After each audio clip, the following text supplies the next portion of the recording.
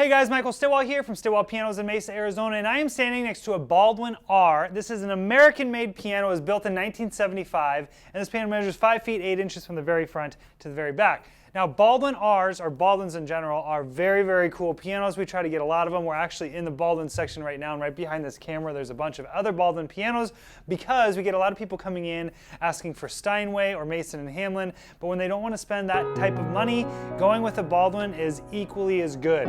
Handmade Baldwins are phenomenal, phenomenal pianos, and back in the early 1900s, they were kind of like right on par with Steinway and Mason and Hamlin.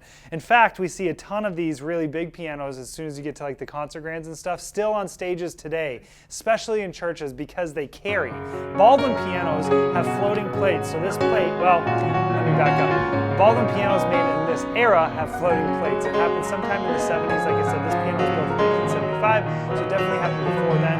But what they did was they basically put females in the rim of the piano and then threaded the plate itself. So when they put the plate in, or the harp, as some people might call it, the plate sits on the threads of the bolts.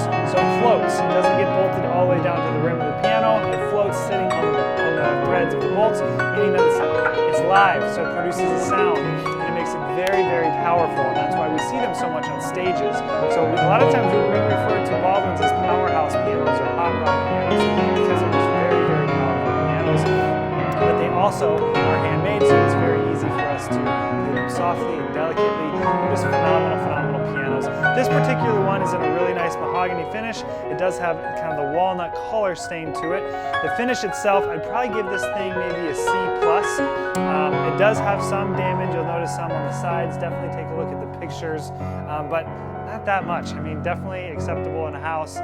By a lot, like it'll look really, really good in your house. And I'm going to play this thing for you. Doug is not here today. Oh, another thing. There's no cracks in the soundboard bridge or pin block. This piano fully checks out and shouldn't need anything major for at least another 20 plus years. I'm going to play the piano for you. Doug's not here today. Hopefully you get a good idea of what it sounds like, but if you guys have any questions about this particular piano or any other piano on our website, always feel free to shoot me an email at michael@stillwellpianos.com. Thanks for watching, guys.